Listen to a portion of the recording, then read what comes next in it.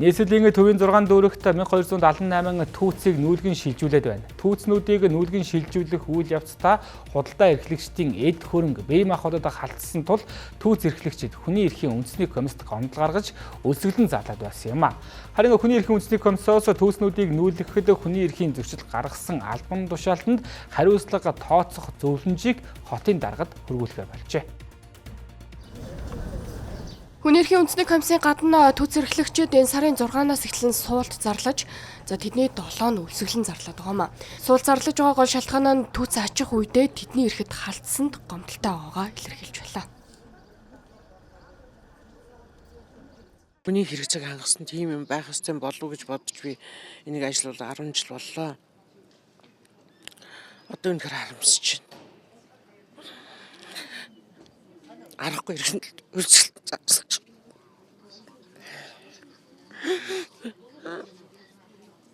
Өчигдөр одоо энэ твизт орсон. Хэлхний задрал явагч байна. Даралт хийх юм байна гэсэн. Хүн бол яг эцэс тод би ганцхан өөрийнхөө харталгын төлөө энд өлсөөгүй. Одоо ер нь бол ингээл хичнээн хэрэг хийсэн хүн байсан ч гэсэн тийм үсттэй гэр орнолоо дайрах тийм үү хувийн өмчт нь халдахдаа прокурорын зөвшөөрлөлтөд ортог үсттэй.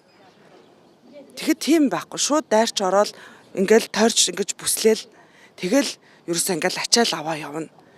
Энд ч одоо хүний эрх гэдэг юм байгаа мó байхгүй мó.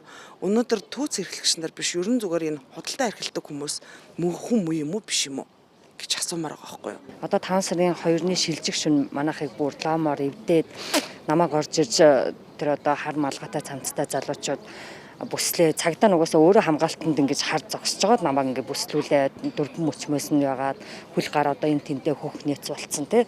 Ингээ цагдаагийн машин чихэд суулгаад аваа явсан. Тэрний ард дур одоо юу болсон тэгээд яг хөө тэнд байсан манай энэ хүмүүст болохоор ар герт нь авчиад булгая хашаанд нь гэж хэлээд ачиж авч явсан байгаа. Ачиж явж байхдаа одоо манайхыг одоо бүр хүн арах хэцгүй бүр ёроолын сөхөө дартлыг хуулаад хаалгууд нугасаа лаамаар өвдөд угсаа ямар ч ашиглах боломжгүй болчиход байгаа байхгүй юу. Түүц эрхлэгчдийн гаргасан гомдлын дагуу хүний эрхийн үндэсний комиссоос шалгалт хийж түүц эрхлэгчдэд бүрэн мэдээлэл өгөх, боломжит хугацааны өмнө урьдчилан мэдэгдэх, тэдний оролцоог хангах ажлыг ерөнхий байдлаар хийсэн. Хүн төс бүртээ уулзаж санал болгох ажлын байр, түрээслэх зах худалдааны төвийн лангуу болон бусад боломжуудын талаар танилцуулж яриа хэлцээрийг хийснээ баримтжуулаагүй байгаамаа.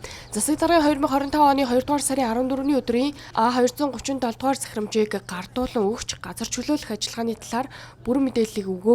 Үүнтэй холбоотойгоор түүц эрхлэгчдийн зүгээс шүүхэд хандах эрх нь хязгаарлагдсан байж болзошгүй нөхцөл байдал тогтоогдсон гэж үзлээ. Хүний эрхийн зөрчил гаргасан нүүлгэн шилжүүлэх ажиллагааг газар дээр нь удирдан зохион байгуулах үүргээ хангалтгүй биелүүлсэн албан тушаалтанд хариуцлага тооцох. 3. Нийслэл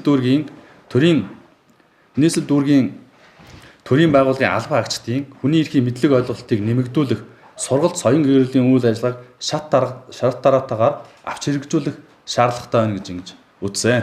Энэхүү зөвлөмжийг албан ёсоор баталгаажуулаад нийслэлийн засаг даргад хөрвүүлэх болно. Түүц эрхлэгчдийн суулт хийсэн гол зорилго нь тэдний эрх зөрчигдсөн гэдгийг албан байдлаар баримтжуулах байсан. Энэ хүсэл нь биелсэн тул суулт өлсгөлөнгөө өнөөдөр зогсоож байна. Гэхдээ тэдний хувьд өөрсдийн эд хөрөнгийн бүрэн бүтэн байдал сэтгэл санаагаа хохирлгүй болгох хүртэл шаардлага тавьсаар байна гэдгээ хэлж байсан юм а.